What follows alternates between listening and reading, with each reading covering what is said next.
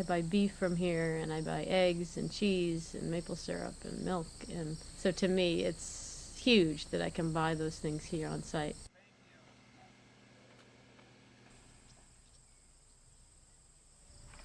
There's such an overwhelming environmental consciousness here. If the whole world was to live like this, all the little things that we would be doing that are not sustainable are like insignificant. Started by Dana Meadows, who is a professor, adjunct professor at Dartmouth, and she came up with an idea of having a co-housing community that had three distinct parts. So there would be the co-housing community, there would be the farm so that people could interact with land and nature, and there would be the institute where people could do research. She called it a think-do tank. We wanted to have a community that had an agricultural base. Not that everybody had to work on the farm, but that the community and a farm were co-located. I came from the suburbs and I know nothing about living on a farm, and coming here, my husband's learned how to milk cows. We have learned how to raise sheep together, and we now produce some of our own food.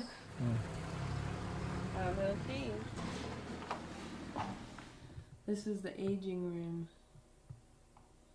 But I've had the opportunity to learn how to can food, to learn how to make soft cheese, to freeze meats, freeze vegetables, do all sorts of ways of saving time, saving energy, and eating more locally and living more sustainably than I ever possibly could have on my own. You know, I love to read books and learn things through books, but it's so much better to learn it from somebody else who's doing it, and it's more fun that way too.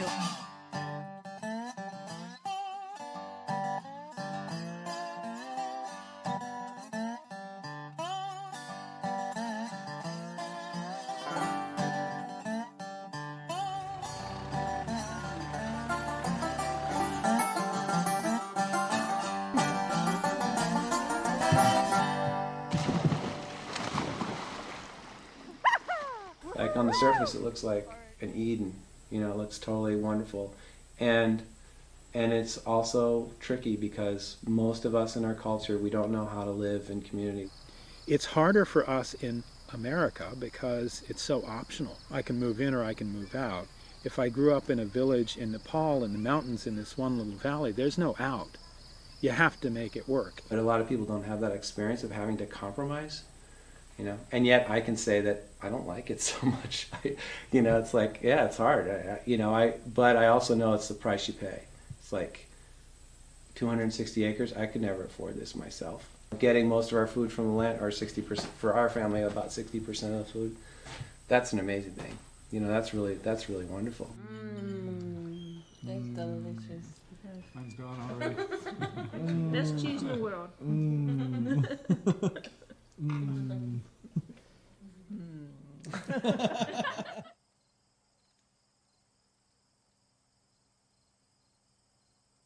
What are you doing? I'm writing a note to the community. Thank you. It's been a real treat seeing a vision of the world the way it could be. Thank you for your investment in a better, brighter, healthier world.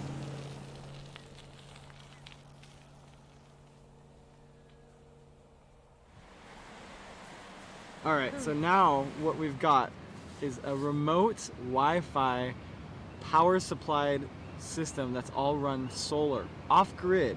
So we're bikers, cross-country traveling with laptops, film equipment, a Wi-Fi enabled phone, and now a solar panel with internal battery pack that can keep us charged. This is awesome. We're totally off-grid. Let's go to our Google Maps so we can update our map tonight. Here we go.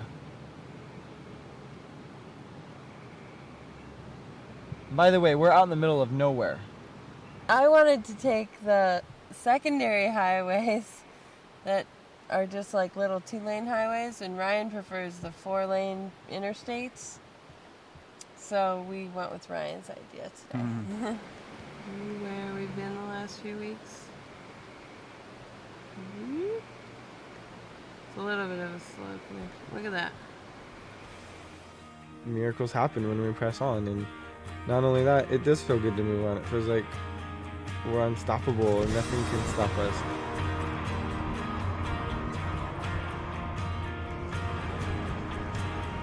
My heart goes 1, 2, 3, 4 faster than you can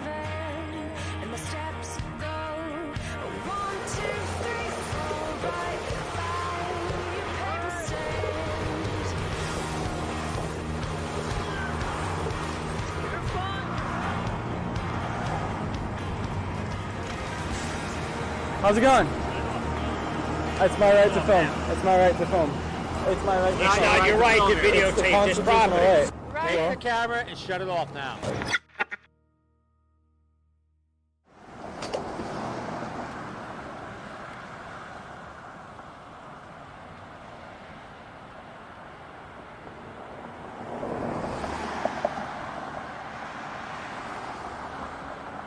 Just came up this big hill to the Eco Village at Ithaca. And after biking 60 miles and I'm totally exhausted. Yeah, we all could use a little mercy now. We may not deserve it, but we need it. It's about everything. It's not only the social aspect, it's just as important as the environmental aspect. You can't study them in separate disciplines. We have a lot of hang-ups in our society about how culture is so separate from nature. The way we're treating the planet is really connected to how we're treating ourselves and how we're treating ourselves socially too. Well, my mind gets worried and my sugar gets big.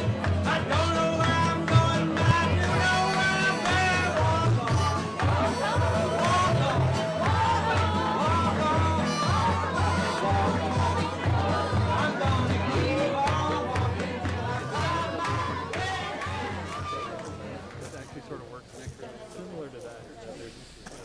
Well, we moved to Eco Village at Ithaca in the summer of 2002. Although we weren't knowledgeable about living in community, we were very interested in a place where we could raise our two sons in a vibrant, larger community, and we were also very drawn to the educational mission of Eco Village at Ithaca.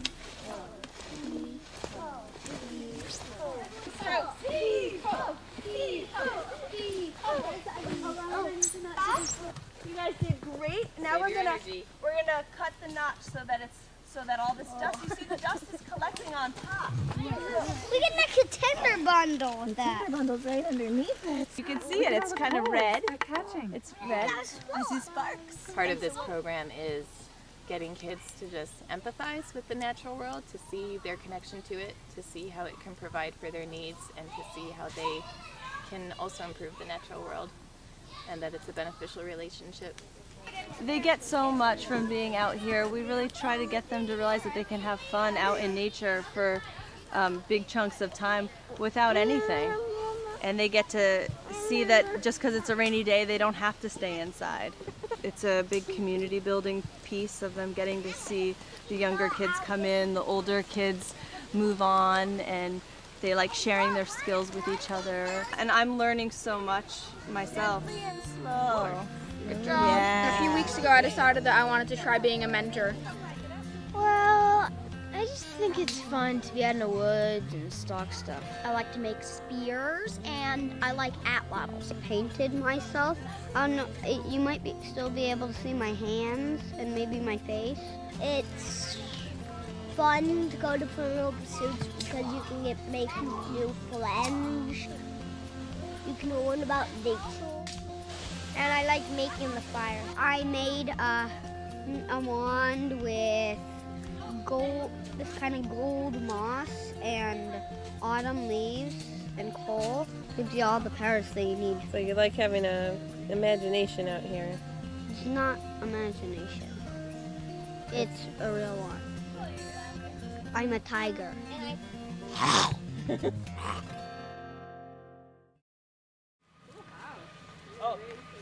I dropped out of high school. I'm self-educated. You know, I've learned engineering and design and agriculture all on my own, and I've had a lot of, help from local farmers and other people that I've worked with and such.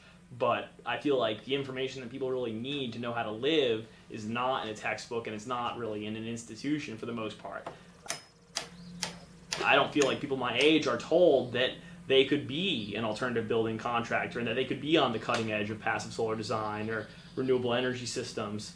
They're not told that they could start and run their own farm, and it's really the ambitious and arrogant and aspiring few that actually do those kind of things, whereas I really think that most people have the potential, and what they lack is the confidence.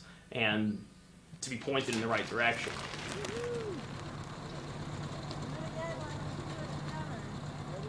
History really provides, for me, a useful perspective. You know, I go to the Medieval Museum in Paris, for example, and see all the riches. I mean, just all of the beauty that people created so long ago, before any of this technology, you know, and the beauty that of this project that it can offer to other people is just a place where the technology is just, it's suspended outside of here, you know, so that you can come and see, what does it look like without that? What do we look like without that? You know, what kind of relationships can we create with ourselves and our environment without that?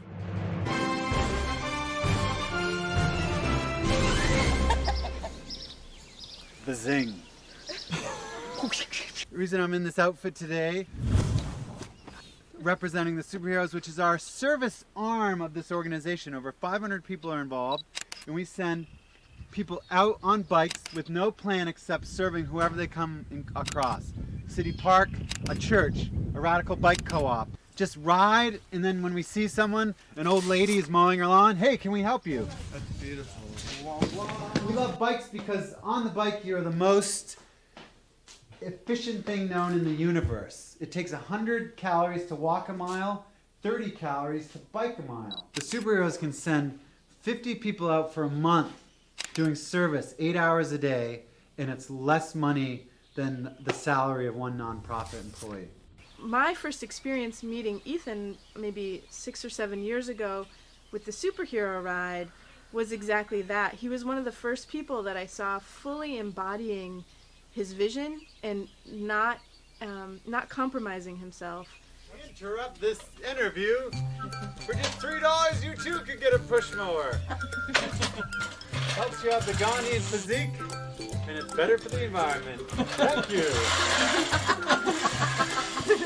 10 years ago, I inherited $150,000. Everyone's like, now you can do your dream.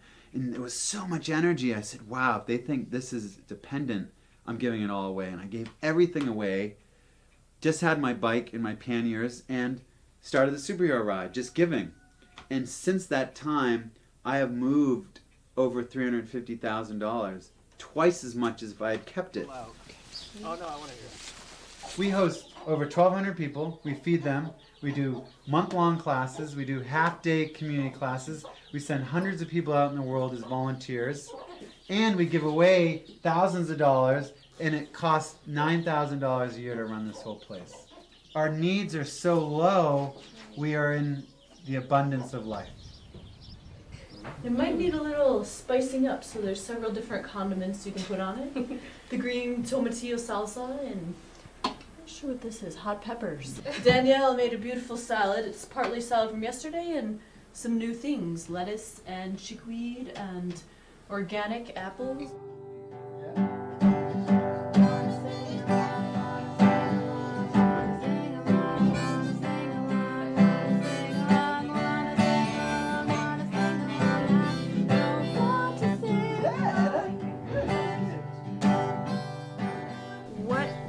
Attempt to do here is to just live out our truth and live out our values, and the end result is that people feel compelled from within themselves to seek out where they would like to change.